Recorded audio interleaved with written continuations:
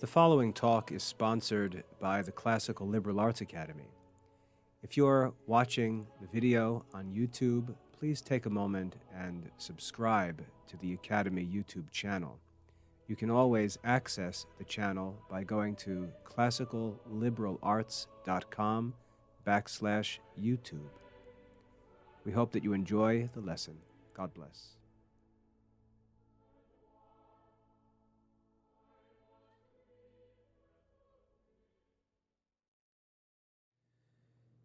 Today is July 30th, and this is William Michael of the Classical Liberal Arts Academy. Over the past week or so, in God's providence, I've received a number of questions or requests for walk talks on the same subject.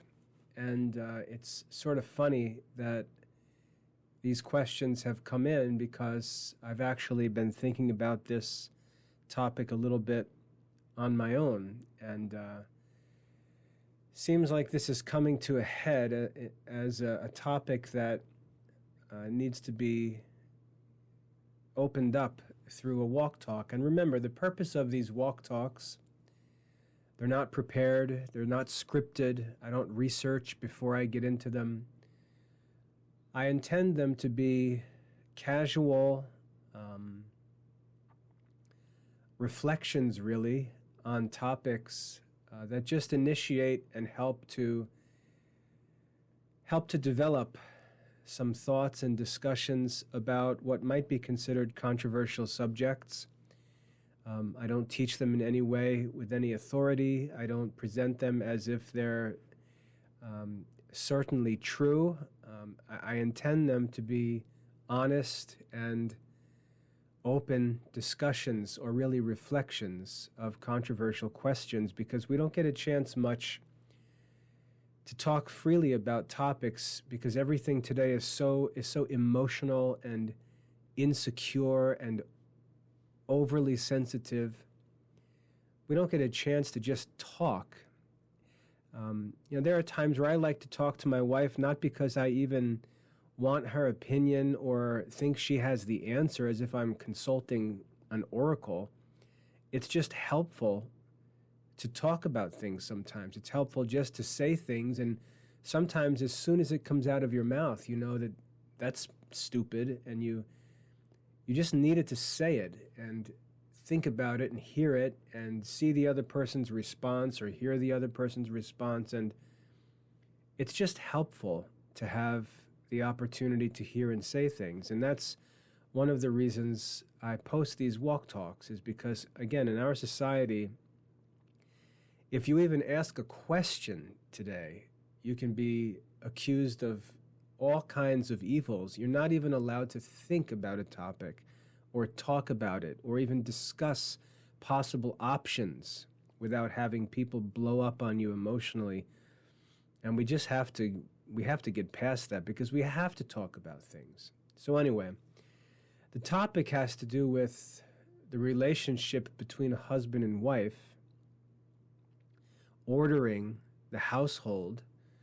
And then the question that came up had to do with property rights between a husband and a wife. And I think all of these things are interrelated. And as soon as I get into this discussion, you're going to see how the emotional craziness almost demands that everybody shut up unless they parrot what an individual wants to hear. And, I just really don't care about that kind of emotion, because ultimately, at the end of the day, I have a household to run, and it's not accountable to anyone but me. I'm responsible for it.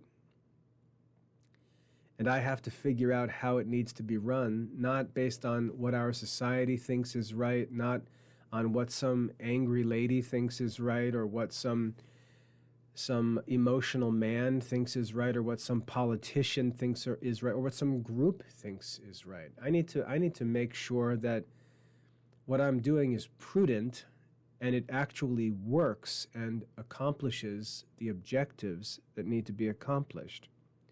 The proof is in the pudding, as it were, not in all of this opinion about what should be done. I'm concerned with effectively managing a household, not having my household applauded by strangers. In fact, if I were to manage my household in a way that was applauded by strangers, even Christians, it would be foolishness, because there's so little wisdom in modern society, and much of the popular opinion is just foolishness.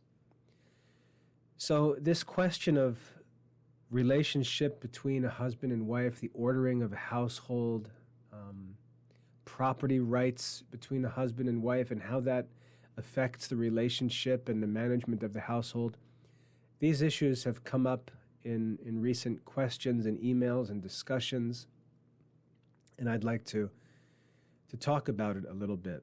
Now, when my wife and I married, we were Protestants. We studied sacred scripture, and we entered into marriage with very clear ideas about the relationship between a husband and a wife, about the order of a household, and we would consider those views to be quote-unquote biblical views of married life. And I'm very thankful that we had that Protestant beginning, because it forced us to study sacred scripture and see what God actually communicates to us about the family and his intention for the family. And we thought that that was pretty normal. So my wife and I understood what our roles were. We understood what our responsibilities were. We understood what our duties and our rights and privileges were as man and wife. We understood the purpose of our married life. We understood that all of this was voluntary, that we chose to enter into these relationships, and that this relationship was actually created by God for certain ends that are to be pursued by a husband and wife. It's not just a way to live together and pursue sexual pleasure, as it's often talked about in modern circles. It's not a way to get financial benefits or save money on taxes. It's a natural social relationship that, and here's the key, that takes into consideration the good of everyone involved. The married relationship, when rightly ordered, takes into consideration the good of everyone involved. And when we talk about anything in marriage being bad or evil, what we'll see is that someone has to pay the price for certain ideas. And that's how it's easy to discern bad ideas. God has designed things in such a way that it allows the common good to always be pursued. No one has to pay for good. When relationships are good, everyone involved in those relationships benefits. That doesn't necessarily mean they get what they want, because their desires could be wrong. But morally, everyone in a good relationship benefits. And so when we look at marriage relationships, we have to ask, when people have different ideas about marriage relationships, does everyone benefit from those ideas? So for example, if a woman decides that she wants to pursue her career, and the way that she's going to do that is by aborting her children, it becomes very plain that her idea about relationships requires that someone pay the price, and that person who pays the price would be her child. And that's what's easy to demonstrate to be bad about that worldview. Not just about abortion, because abortion is a means to an end. The problem is the end. The problem is already in place before talk about abortion ever even begins. And abortion seems to most of us to be such a shockingly bad solution to a problem that it clearly illustrates the point that I'm making, that when people have ideas about relationships, the way that we can evaluate those ideas is to ask, does anyone have to pay for this? I'll give you another good example. If we go back to Victorian England and we look at all of this apparently beautiful culture in Victorian England, we see this, Pride and Prejudice beauty in this culture and all of this gentleman behavior and the ladies in their dresses, and everything is so beautiful. Music is beautiful, literature is beautiful, on and on. There's this beautiful culture and it looks wonderful. But we have to ask, what allows for this beautiful culture? Is it truly beautiful? Because in order for it to be truly beautiful, it has to be thoroughly good. And when we dig around, we start to realize that this beautiful Victorian culture is actually dependent on an invisible exploitation of slavery. And so we can see that through history, that there were many apparently beautiful moments in time or families or cultures. But when we ask what allowed that family or that person or that culture or that period to appear so beautiful, we often find that there's some great evil hidden behind the scenes, that someone had to pay the price for the quote-unquote good life that was being enjoyed by somebody else. Slavery is another example of that. Abortion is a modern example of that.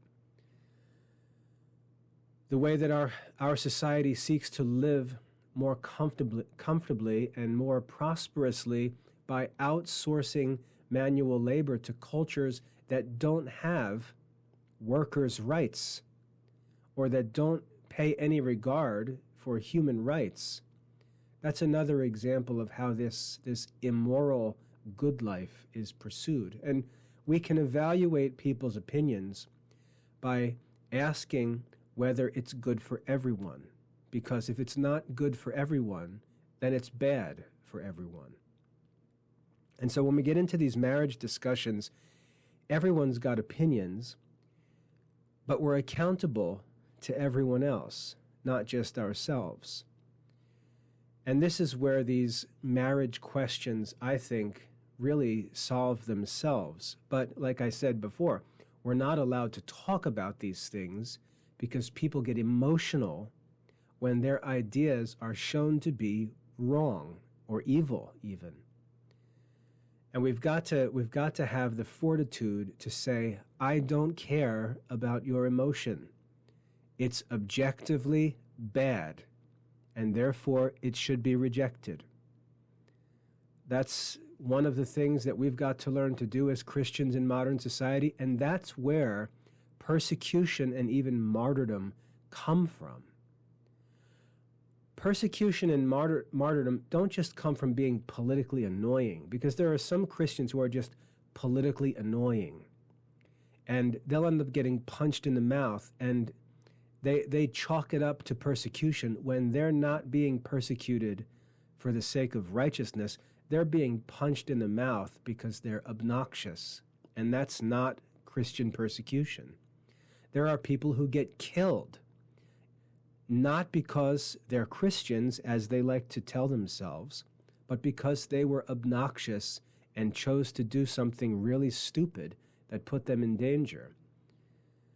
Persecution comes when we stand up for righteousness and we face such insane, selfish, emotional responses that we end up being physically attacked by these people.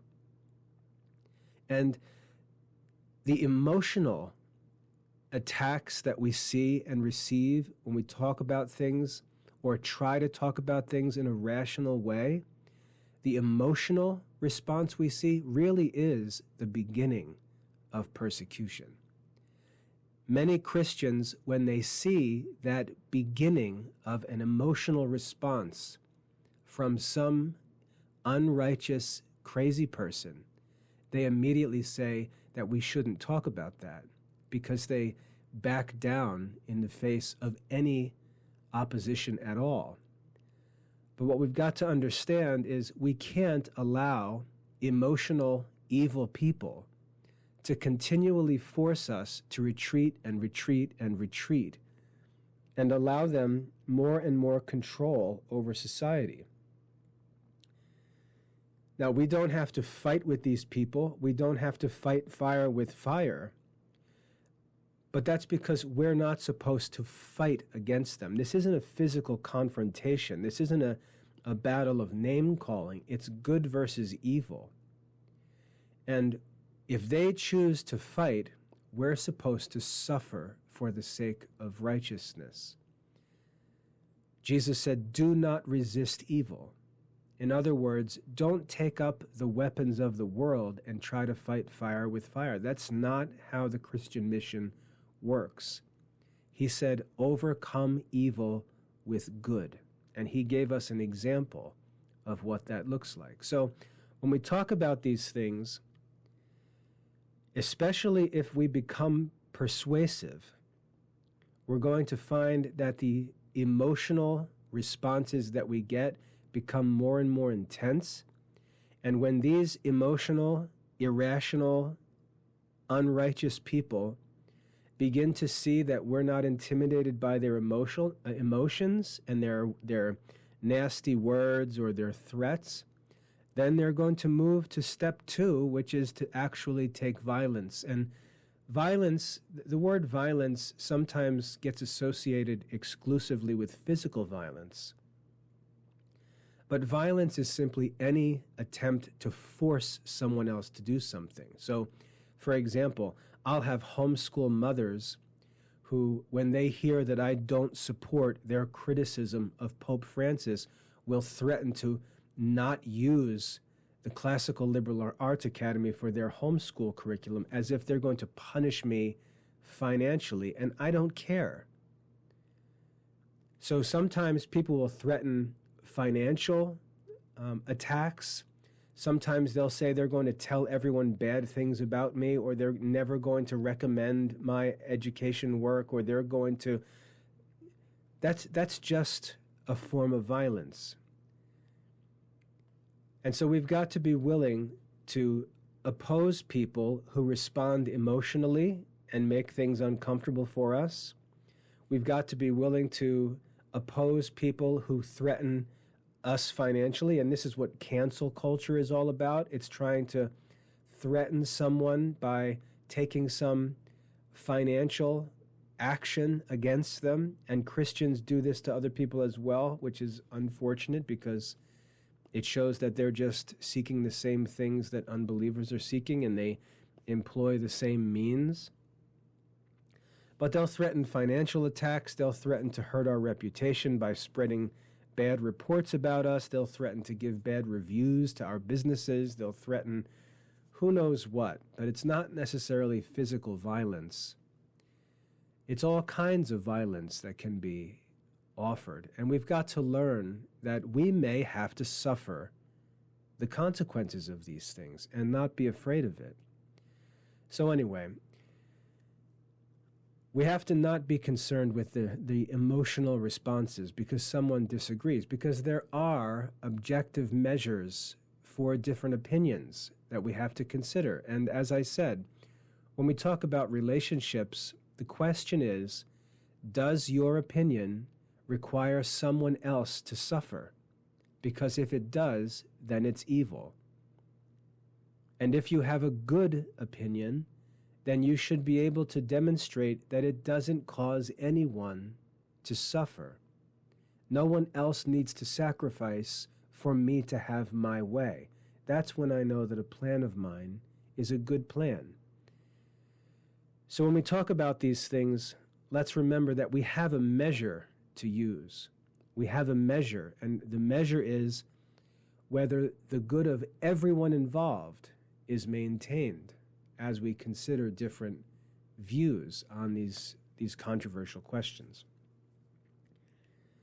So when we come to married life, the question is there an order of the household? Is there an order in married life, in the nuclear family? Are there property rights between a husband and a wife? Do they share everything equally? Does everything belong to the husband? These are controversial issues, and we can just ignore them and not talk about them because they're controversial. But the problem is we've got to make decisions and establish what I call operational procedures in the household. And we've got to answer these questions because this is real life. This is how things really work. You know, if my wife is taking care of our children and she needs a new dishwasher or a clothes washer, whatever, she needs something, does she have the right to just grab the debit card for the family checking account and go buy one? Or does she need to ask my permission? These are serious issues. When she goes to the grocery store, does she have the right to buy whatever she wants, or does she have to have a budget and stick to that budget? If one of our children needs something or even desires something that he considers to be important for whatever he's got going on in his life, does he have a right to demand that as a child? I know many people will immediately say no, but you haven't examined the issue. So don't automatically say no. We've got to think through these things. We've got to talk through these things because they're really important. And if we don't get these answers right, we're going to have all kinds of problems. And if we get these answers right, everyone in the family will understand why it needs to be so. Because, as I said, we've got to consider the needs of everyone involved.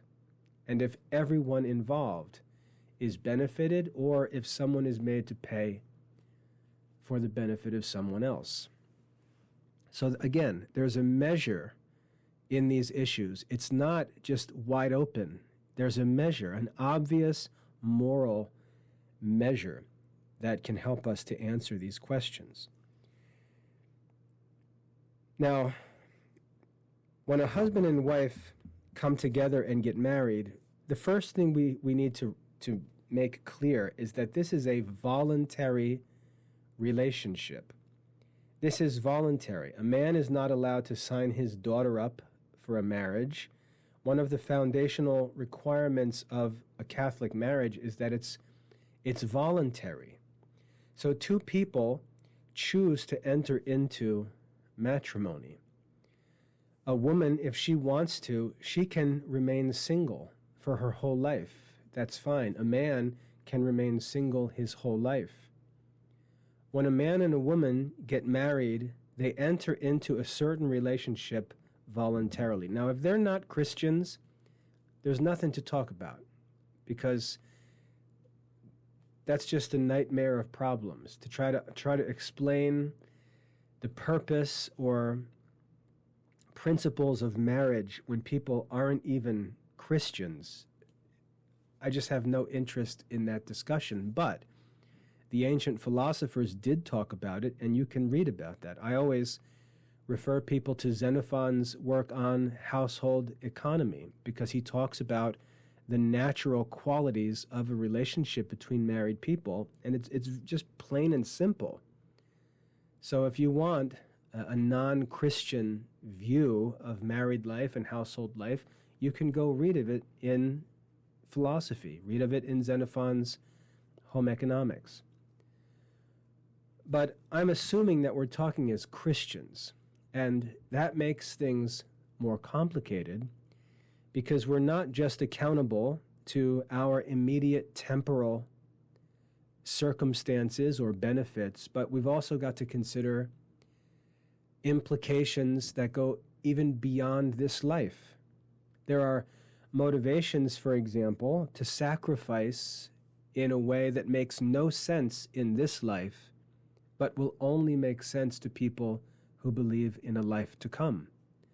And so when we talk about Christianity, we've got to allow the resurrection to enlighten every topic we talk about, because when God gives commandments, he doesn't give unbelievers commandments.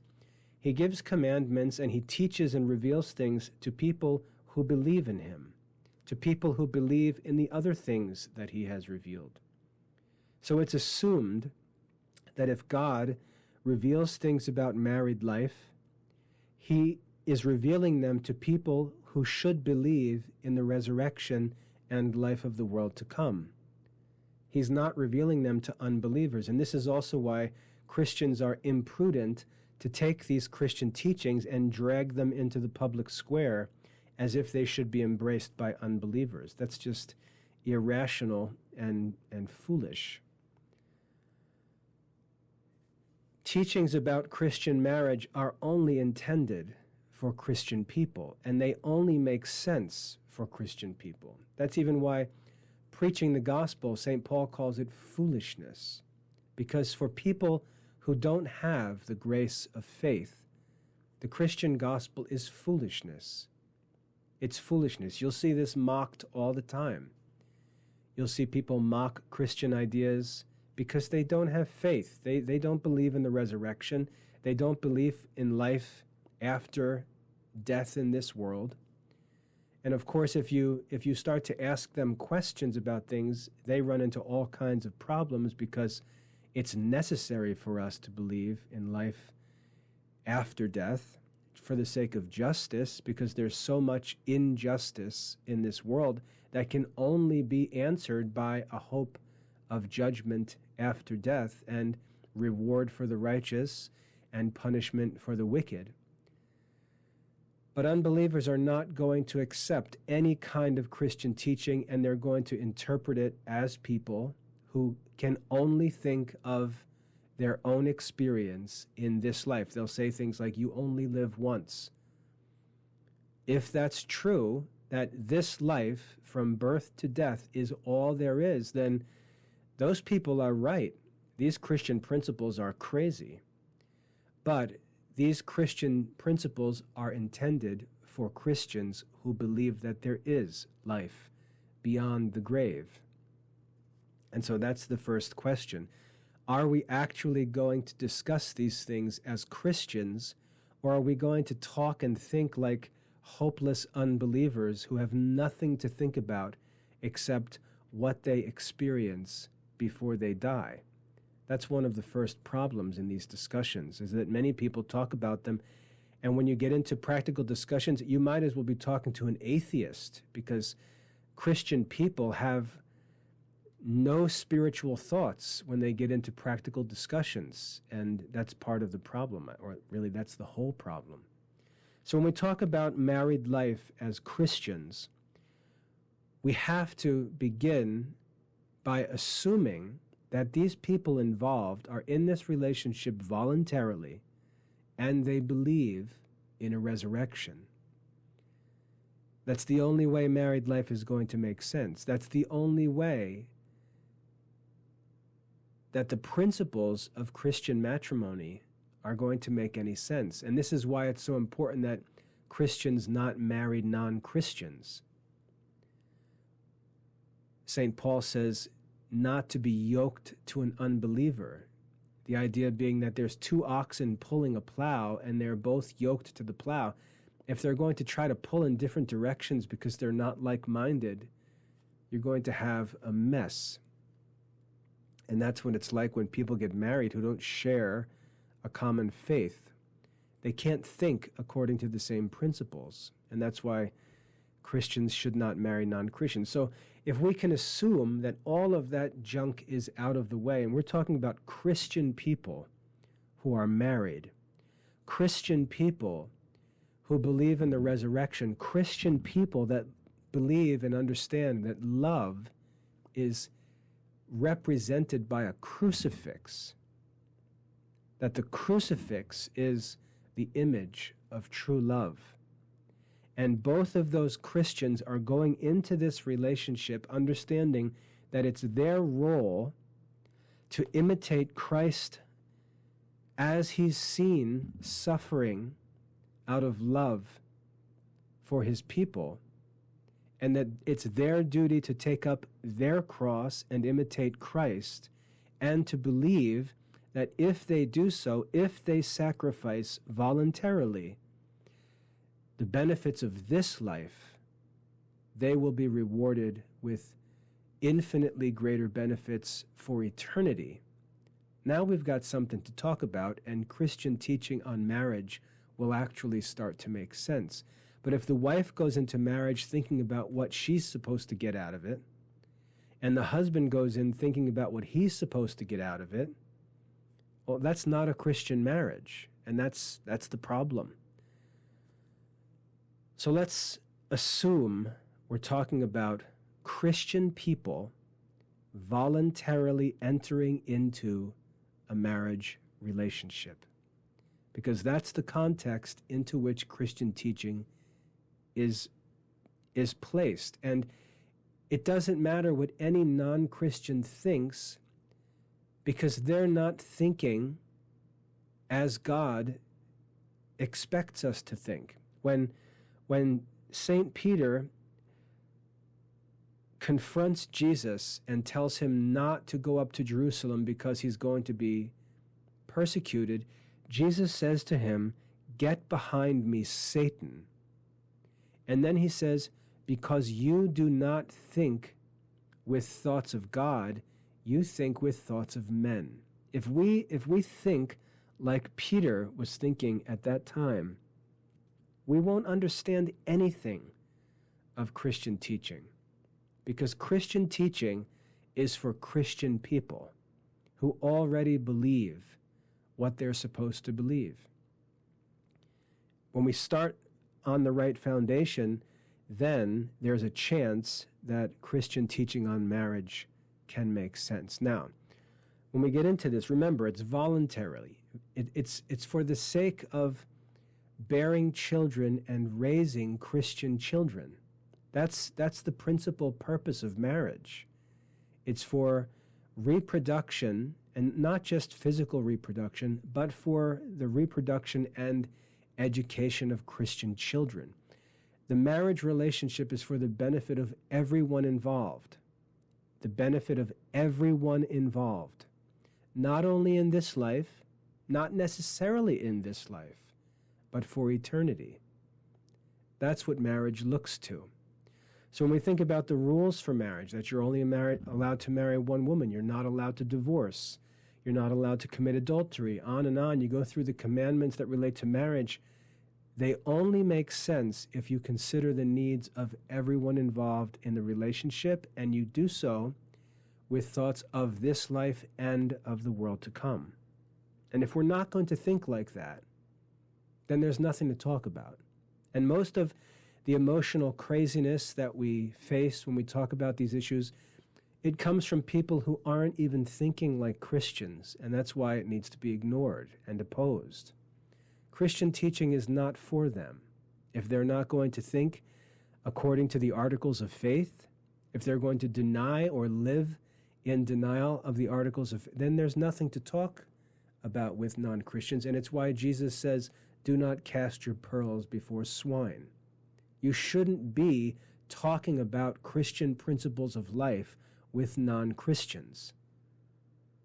That's not what persecution is. That's being obnoxious. Because you're literally putting pearls in front of swine and pretending that they're supposed to appreciate them. And again, I don't mean to be offensive by referring to people as swine. That's just an illustration. So don't put on the fake emotion or fake offense. It's just an illustration.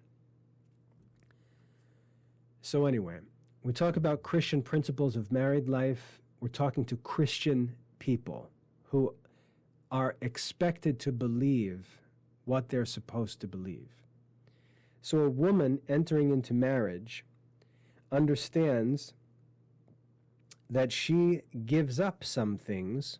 She gives up, for example, the freedom to attend to religious interests without any distractions. She gives that up for benefits of married life. So when a married woman gets married and then decides that she wants to live like a nun, she's unjust.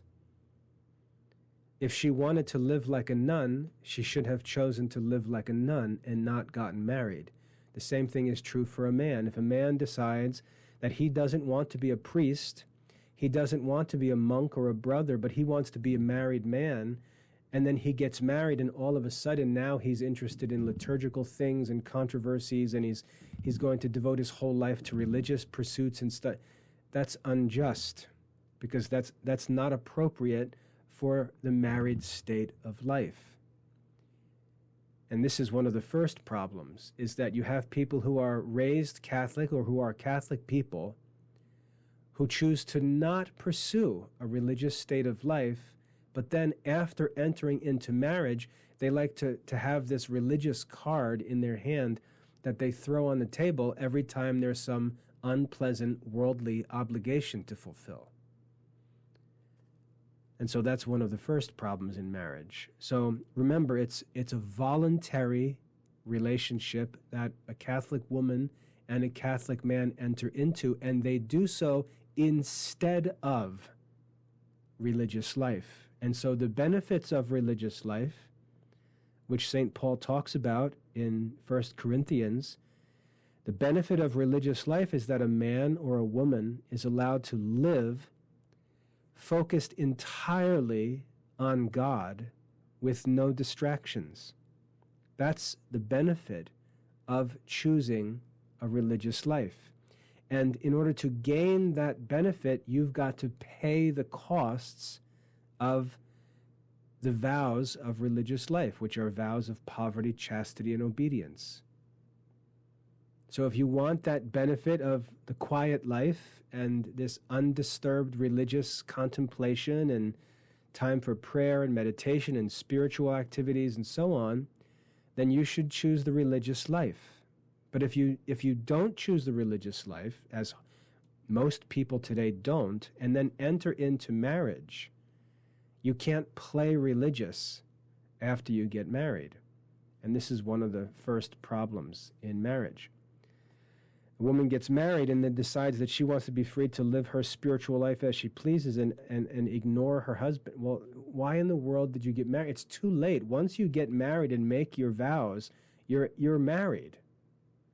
And you've got to devote yourself to fulfilling your duties in marriage. And that's true for the woman and for the man.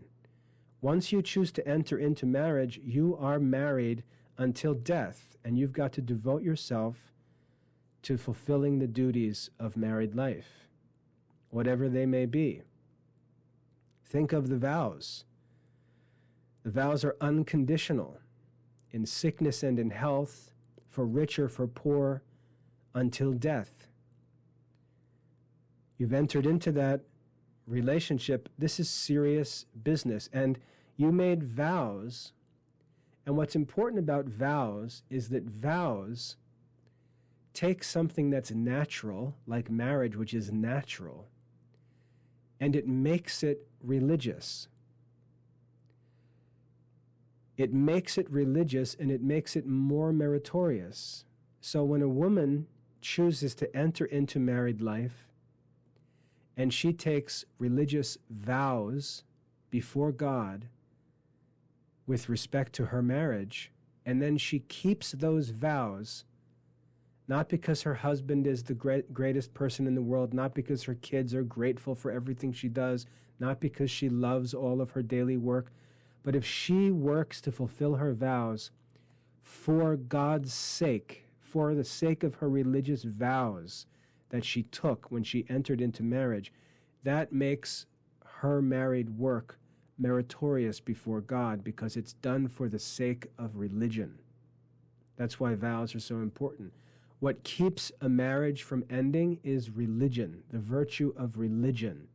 A man and a woman commit themselves to the vows that they made, and they love each other, not for each other's sake, but for God's sake. That's what's different about Christian matrimony. What keeps it together is observance of the vows that were made. What keeps Christian marriage together is the virtue of religion. because the vows are honored for God's sake. And that's what makes the married life meritorious for the man and woman who participate in it, and meritorious in the life to come. Meritorious in the life to come. So we've got to understand the religious nature of married life. We've got to understand that when a man and woman enter into marriage, one of the purposes of married life, which very centrally relates to sexual relationships, is that it protects the man and the woman from fornication. It protects them from forms of sexual activity which God forbids. And so if a man and a woman don't have the grace or virtue of chastity to remain celibate, if they don't have that grace and they struggle in that state of life outside of marriage, and staying in that state of life outside of marriage is going to leave them exposed to temptation, and they're probably going to fall into that temptation and sin, St. Paul says it's better for them to marry. And so one of the principal purposes of marriage is to protect a man and a woman from sexual sins, things like fornication. So they enter into it for the sake of each other's spiritual well-being, to protect each other from sexual sins, which is important. And again, we often don't talk about that.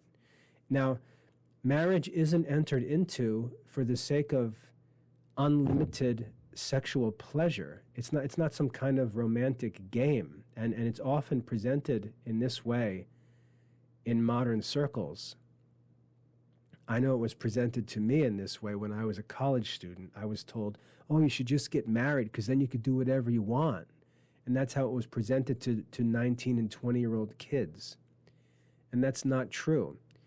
If you read the church fathers on marriage and getting married, they'll explain that in marriage, sexual activity is not sinful, but it still needs to be governed by reason, and the other virtues still apply. The virtue of temperance still applies. So there's more to it than just, this idea that you just find this partner and then run away with your theology of the body conference materials into a life of, unending gratification of lusts and desire. That's not what matrimony's for. It's assumed still that a man and woman are seeking to follow Christ and be holy and become perfect. But they recognize weaknesses that they have, and they see that for them, matrimony is the means, and they enter into it for the mutual benefit of each other. And that's how both of them are to think about it. That's why they don't have a right to deny each other, because the purpose of the married relationship is to help each other with that very thing. So again, if you're not going to think about marriage as a Christian, you're not going to be able to talk about the purpose and benefits of married life. And that's going to lead to all kinds of trouble. Now, when we think about modern marriage, we often think of a man and a woman with all their own plans who choose to get married.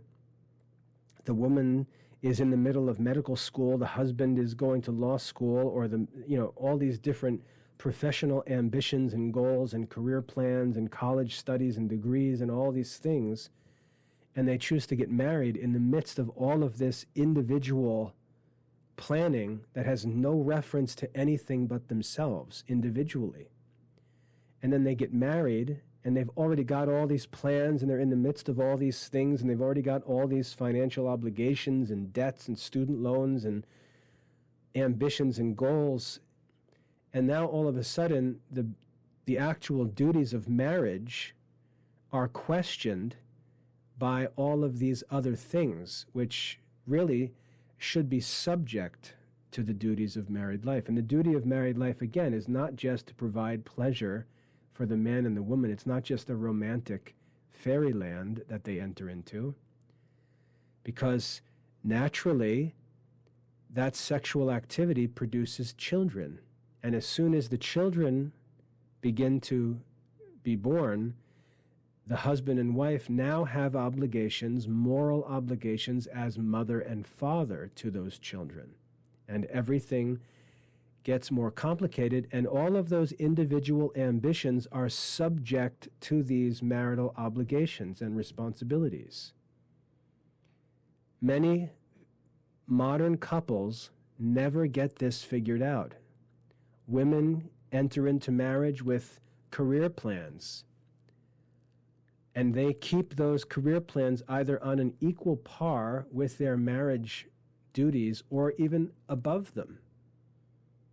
And that's where you get into contraception and all this other stuff, because now they're entering into sinful activities and unnatural relationships, like a childless married life.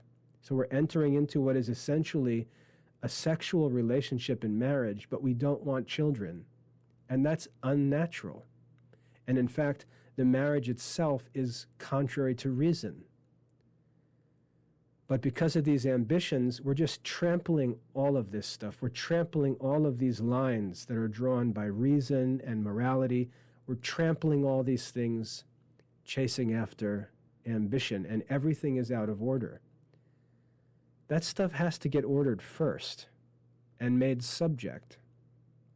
Because when a man and woman enter into marriage, all of those individual ambitions are made subject to the responsibilities of the family, because everyone in the family deserves to be respected in terms of their needs. And so any plan that exists has to be proven to benefit every member of the family. So often, women will enter into marriage, and the men are responsible for this equally. They'll say, well, we'll both work. And often the reason why they say we'll both work is because they've got an ambition or an idea for a certain quality of life that they're committed to. And they're going to pursue that quality of life no matter what it costs. And so if we say, well, if the woman gets pregnant and now she's going to bear a child, and really she should be taking care of herself physically, making sure she's safe and healthy, making sure she's well rested, because her body's producing a living person. She'll try to work, and again, you can see how, well, that's detrimental to the child. And there's nothing wrong with working sometimes as one is entering into pregnancy and then getting to a point and then realizing it's time to get out of work, because producing a human person is work. But the man then, as the earner of the family income, will find that he's not able to earn the amount of money that's necessary for them to live the quality of life that they have chosen as their desired quality of life, and then they begin to use that to justify anything that they want to do. And again, this is where abortion comes in, contraception comes in,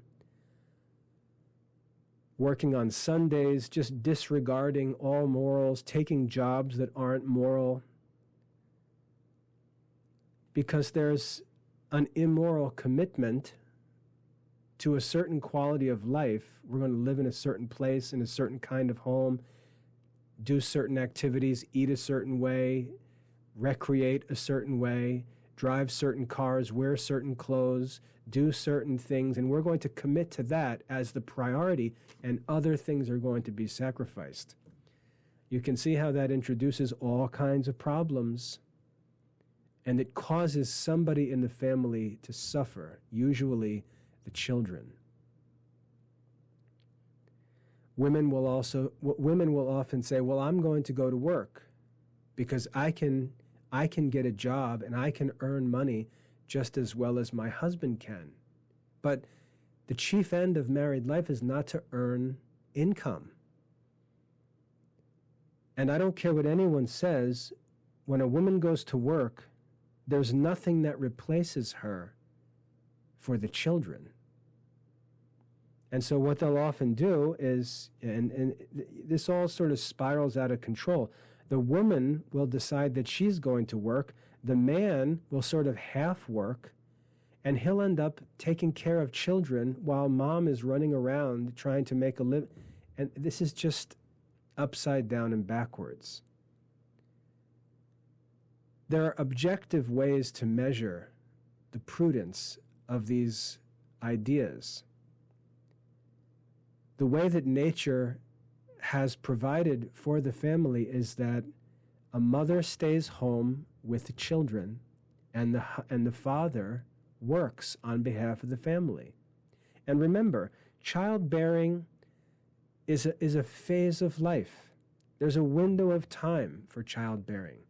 For my wife and I, we had our first child when we were 25 years old, and we had our last child, I think, when we were 39 years old. And that's it. We never used any kind of natural family planning or anything.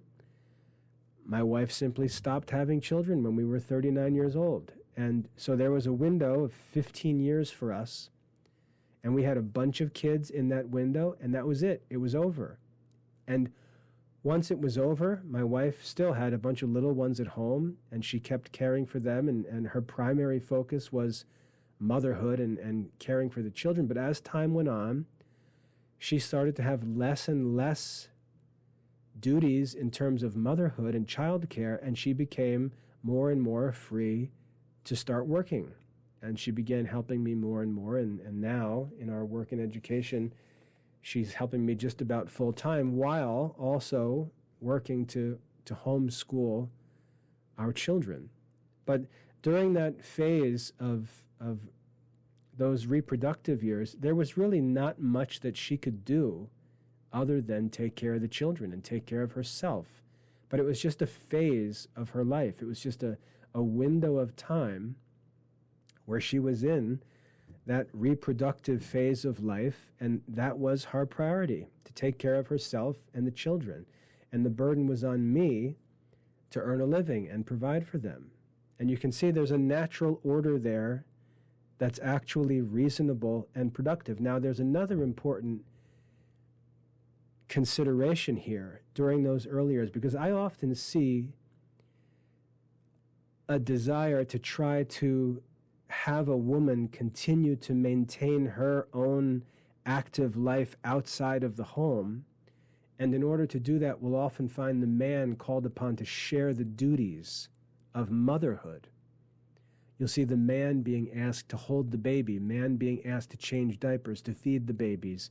And so while the woman is out and about, socializing, maybe working, but often just socializing, sort of maintaining her own social circles.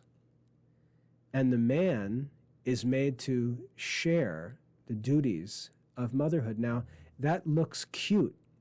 It looks cute, and he may say that he wants to do it and likes to do it, but there's something else going on that's not so cute.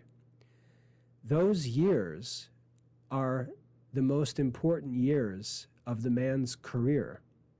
So if we think about that man's work long term, those years, the childbearing years, he's got a wife and they're having children, and the woman is focused on caring for the children. Those are actually years where he can focus on his career and work and develop and build his professional skills and knowledge and experience and establish a long-term career in whatever field he's in or whatever kind of work he does. Those years are very important for his long-term financial welfare, not his alone, but the whole family's. And what's got to be understood is when you've got some little children at home, when you're, let's say, a 28-year-old father, and you've got a couple of toddlers home, it's not very expensive to provide for your kids. Their desires are pretty simple. It's easy to entertain them. They don't need very much, and it's tempting to want to just spend all your time with them. But the problem is you're not just responsible for toddlers. Those toddlers are going to grow up and become teenagers, and they're going to grow up and enter into young adulthood, and they're going to be looking to you for help at a time when their life becomes much more expensive, and you're not going to have the financial resources to help your teenage and young adult children. And this is why I will say that so many young adults abandon the Catholic faith, because they are forced to do so because their parents are unable to support them. And they're put into a financial position where they're filled with despair and anxiety, and they feel desperate, and they're pushed into what I call survival mode, where they've got to go and find a way to earn a living at a time in their life when they're completely unprepared to do so. And I would argue that this is why so many Catholics fall away in teenage years and young adulthood, because they are not provided for sufficiently by their parents. Their parents can point back and say, oh, I don't know what happened. We had such a nice family life. We had look at all these beautiful family pictures from when our kids were newborns and toddlers and 5 years old and 8 years old, and here's even 12 and 13, and then all of a sudden it just started to go downhill. Yeah, because your children started to mature, their lives became more complicated and expensive, and you were completely unprepared to support them during those later difficult years, because you were playing with babies during the years when you should have been working. And what's going to happen is when the kids are approaching young adulthood, they're going to be considering different vocational options, and it's going to very largely come down to questions of finances. And if you are in a position where you cannot afford to contribute financially to support your children, there are going to be doors closed to them that should be open, that they need to be open, but will not be open to them, and they're going to be forced to take bad options because the best options aren't available to them. And this is what commonly happens. And during those years, the kids feel justified in abandoning their parents' religious beliefs or their parents' wishes, because what they say to themselves is, my father doesn't provide me with anything, therefore I don't care what he says about what I should do. I have to earn my own life, my own living. I have to do it my own way, therefore I'm going to make my own rules. And I would argue that those kids are just in what they say. That's why, honestly, I don't think this talk about kids falling away in young adulthood is realistic. I think it's sort of exaggerated and dishonest, because Jesus says that when seed is sown among thorns, the thorns choke out the seed and cause it to become unfruitful. And he interprets that parable for us and says that the thorns represent the cares of the world, anxious cares of this life. And when parents don't provide for their teenagers and young adult children, they basically allow them to be choked out by the thorns of the cares of this life. And all of the lack of religious interest is just natural for people, for young adults who are struggling with very intense financial pressures and lots of stress, lots of high-risk decisions to make in their life that they're really not ready to make, and they shouldn't have that pressure on them at that phase of their life. If kids go to college, they should not have to work to earn pocket money or pay for their transportation or pay their fuel bills for their gas. They shouldn't be paying their car insurance and things like that. If kids go to college, they should be allowed to go to college and study.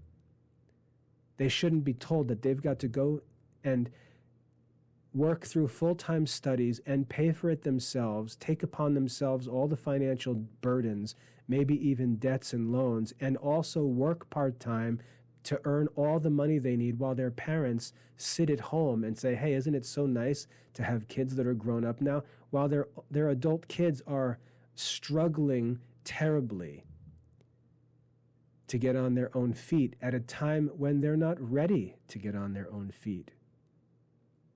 College really needs to be looked at as an extension of dependent childhood years, and those kids need to be provided for just as kids at home are provided for. And often, parents are not in a position, when their kids reach that age, they're not in a position financially to provide for them. And I don't put that burden on the mother because it's not her responsibility. But the father, during the early years, the father should have been working to put himself in a position so that at that time, when he was in his 40s, let's say, he would be financially capable of supporting his college-age children, whether they're in college or getting started in careers. If they have financial support from their family, you'll see a lot of these modern problems go away. And when we look at that snapshot of kids falling away from the faith in their college years, and we ask, what was the cause? What was the cause of this problem? We can trace it back and find that during their younger years, their father wasn't working to prepare for their young adult years, but was playing with children. And when they reached the teenage years or young adulthood, there just wasn't sufficient preparation made to provide for the kids at that phase. So the needs of the young adult children now filters back into this discussion about what parents should be doing when they've got young children. You see how there are consequences that filter back into this life. And that's why if young parents would ask older experienced parents for their opinion, they would be told very different things than young parents think. But what the young parents will do today, stupidly, is they'll be online listening to blogs and podcasts from other young parents who say things that they like to hear, and that's what they'll actually practice, rather than asking older, experienced parents, hey, what would you say are the priorities we should focus on? The older, experienced parents, if they're wise, if they've actually, produced results in their family life that are respectable, they would likely not give young parents the advice that they give them. Another problem is that you'll have irresponsible adult older parents who say silly things like, oh, the time goes by so fast, you should just play with your kids and enjoy time. That's irresponsible. And you can listen to those people, but don't complain afterwards that it was bad advice. So my point is, when children are young and husbands and wives argue about what they should be doing, often they're not considering all of their responsibilities. And so the responsibilities, not just when kids are 2 and 4 and 5, but when they're 15 and 18 and 22, those responsibilities have to factor into those discussions about who should be doing what and how it should be done. Because those early years of family life are a time for the husbands to get the bulk of their career work taken care of. So these issues are more complicated than what seems right to a person at a time in their life when they're young and they're not thinking about all of the responsibilities they bear. So now when we start to let all of that stuff filter into the discussions and we say, okay, we've got a 24-year-old husband and wife with a 1-year-old child, what should they do? Well, we've got to make sure that these long-term concerns filter in to that discussion because they determine what's right and wrong, what's objectively better and worse than alternatives, and what's best for the family, for all members of the family, not just now, but also in the future. What's best is that mom take care of the home and take care of the children as her full-time focus. And remember, this is a phase of life. This is not permanent. Mom does not have to identify forever as a wife and mother, or as a housewife. This is a phase of life for a woman. And it's a time when her children depend on her to devote herself to this work for a time of her life. If she stays and cares for those children and focuses on those children, she'll provide benefits for the family that cannot be made up for with more money. And even if she does go out of the house, she's going to end up paying for things that are only necessary because she's not in the house with the children. And it really doesn't make any sense. When the wife focuses on caring for the children and leaves the husband free to devote himself to his career work for the sake of the family in the long run prospers the most. The kids don't need to play with dad, because even if the kids are young, this childhood of theirs, this youthfulness is temporary. And when they get to young adulthood, they're not going to care that they had lots of fun playing with Legos when they were 4 years old. They're going to be overwhelmed with stress of young adulthood. They're going to be much more appreciative of a 45-year-old father who can help them with car payments and car insurance and with pocket money while they're on campus studying so they can focus on their education, earn good grades, get an impressive degree, and prepare for their own professional life. They're going to be much more appreciative of a father who can help them at that time of their life than they will for a father who is useless to them in the most stressful period of their life, but who played with Matchbox cars with them when they were 3 years old. And this is what happens to young adults, and it goes back to these decisions that are made where the parents feel like they can do whatever they want, but they're not thinking of long-term consequences. When the wife attends to the children and the husband focuses on his professional work with a view to long-term provision for the family prospers the most. And it may be difficult at that time because the mother may feel lonely because she's got to spend the bulk of her time in the home with the young children. She doesn't get much social activity. She doesn't get to hang out with the girls and do all this kind of stuff. She may feel lonely. Well, her spiritual life is what should support her in that work. And if she doesn't like the loneliness, she's got to ask herself why. Why is loneliness such a burden if a woman has a devout spiritual life?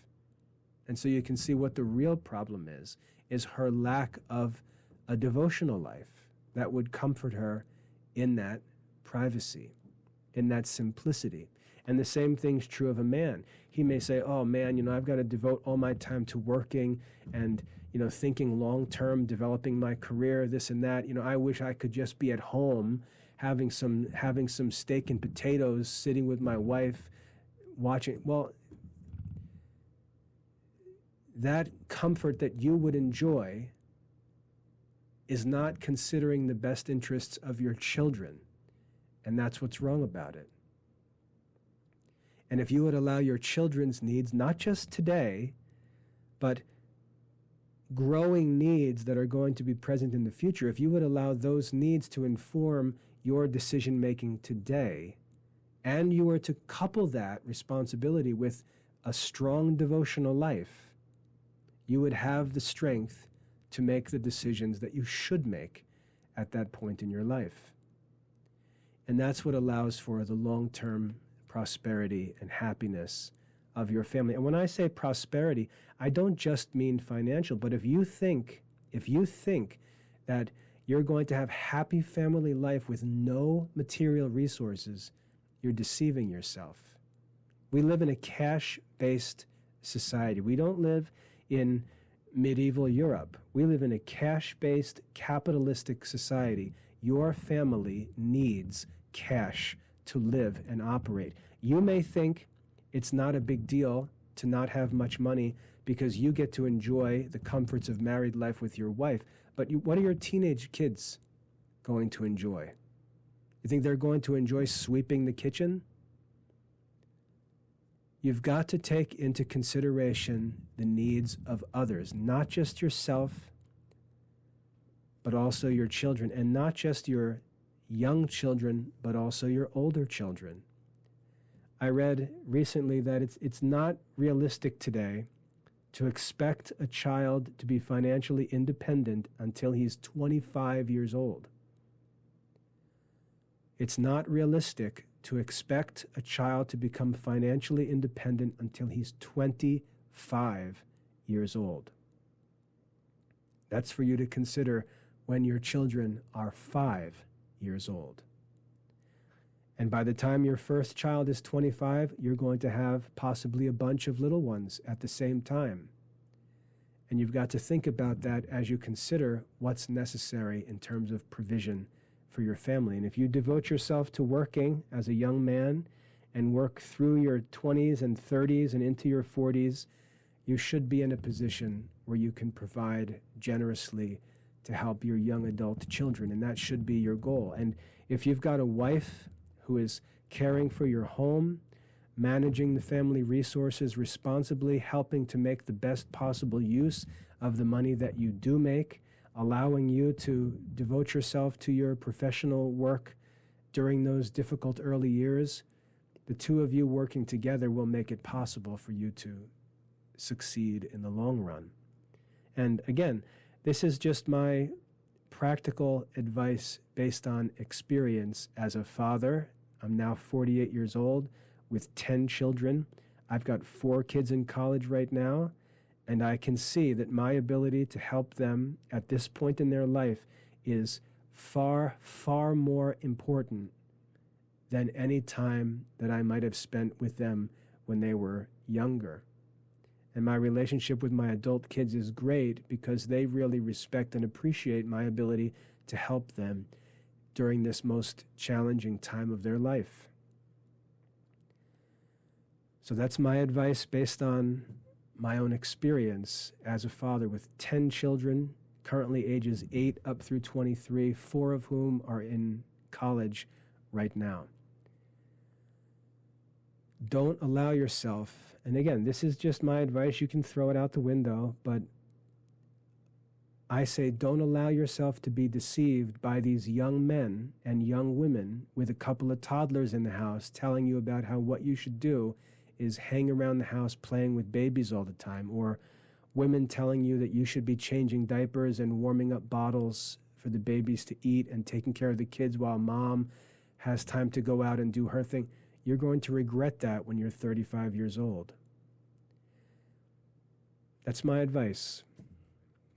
So now consider those things. The husband is working to provide for the family. The wife is focused on caring for the children. Her own body tells her that she is intended by nature to be with the children as her body produces their food when they're infants. She's to be home with the children. The husband is not to be playing, he's to be working with the realization that he's got long-term provision to take responsibility for, and that it's going to get harder and harder over time because there are likely going to be more children. As the older children enter young adulthood, there's still going to be young children to provide for. And he's got to understand that he needs to work when he's young, when he's the strongest and has the most energy. He's got to put in the most work to prepare himself. It's like pedaling up a hill. He's got to do the most pedaling when he's young, so as he gets older and he's not able to pedal as much as he could when he was younger, he will have already done the pedaling that he could have done and got himself into a good position. He's got to take responsibility for that when he's young. So this talk about marriage roles and what the husband and wife should do, there aren't 1,000 options. And there are some options that are objectively better than others, and we've got to take that seriously. Now, the other question that came up, just to wrap up because I'm already over an hour here, the other question was property rights, and do the parents have equal control over this? Really, I don't know how people spiritualize this stuff, because this is really common sense. This is legal issues. I mean, if a man and a woman own a home and both of their names are on the title, well, then they're co-owners of that home. If a man goes out and buys a car and his name is on the title of that car, it's his car. If a man goes out and works and his name is on the paycheck or on the payments that come for that work, that money is his money. So there's really nothing to talk about. If a woman brings money into a marriage and has it in her own account with her own name on it, that's her money. If a woman does work and earns money and the payments are made to her, that's her money. So I really don't understand what the discussion about property ownership even is. The issue ultimately is, what are the roles? What are the best roles for the husband and wife? And that's naturally, as I've explained, that's naturally going to make him technically the owner of the property in most cases. But again, we have this negative assumption fed into these discussions where it's just assumed that he's going to be a selfish, lazy slob. And so we have to defend the woman because she's going to be oppressed. Where, again, if we're talking about Christian people, we can't have a selfish, lazy slob husband because we're assuming he's a Christian man living according to Christian principles of life, and that she's a Christian woman living according to Christian principles of life. So I don't know why talk about property rights or who gets to control what. The question is ultimately whether or not we're Christians, whether or not the way we think and act and speak is informed by Christianity, or, we're just like unbelievers in the world scratching and clawing over stuff. And if that's where we are, I don't know why we're even bothering to talk about what's right and wrong, because we're just miserable. So anyway, I'm only interested in talking about marriage within Christian circles among Christian couples, because outside of that, frankly, in modern society, I don't even know why people get married, except for some fantasy of some financial benefit or something like that. But anyway, my argument in this talk here, and what directs my thoughts, and what allowed me to work, and what allowed me to put myself in a position in my 40s that I'm in now, was that when my wife and I were young and our children were young, my wife took upon herself the responsibility of caring for the children and told me to go work and mind my own business and do my thing. Now, 20 years later, we're reaping the fruits of that. I was able to do that because I had a wife who embraced her role in that phase of her life, embraced that role and gave me the freedom to do that. And now that we're the parents of adult children, my wife enjoys the reward for doing that because she's got a 48-year-old husband who's in a position to help his adult children. And she largely made that possible by being willing to be a housewife and mother who cared for the children and did that by herself when our children were young, and allowed me just to work and work and work and develop the professional skill that allowed me to be comfortable as a 40-year-old father of 10 children, self-employed, and able to help those kids as they enter into their adult years. So it was the two of us working together. I've told people before that I might have changed 2 diapers ever, and that's with 10 children. I never had to wake up in the middle of a night to burp a baby or feed a baby. My wife took care of all of that. My job was always just to work and to mind my own business. And there's no question that work that my wife did as a housewife and mother made my professional work as successful as it's become. So that's my 2 cents. There are reasons for the things that I say, and while I understand that others may not agree with me, I'd like to hear how you take into account these other responsibilities, like helping your adult children establish their lives independently, responsibly, with balance, without just pushing them out of the nest and throwing upon them all kinds of financial and personal stress. If you're going to disagree, I'd like to hear what your solution is for young adult children. Because if you have no consideration for the needs of teenager and young adult children, then I don't think it's a fair discussion. I think you're not considering all of the issues that need to be considered, and that's why there's a disagreement. So anyway, for the sake of discussion, I hope that's helpful. I'd like to know your thoughts, so feel free to comment or share anything you'd like. God bless.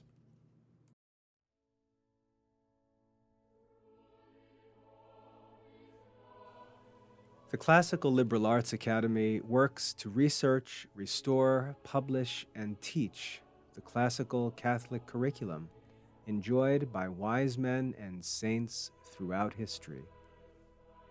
To join us for classical Catholic studies or to learn more about the programs available, visit classicalliberalarts.com.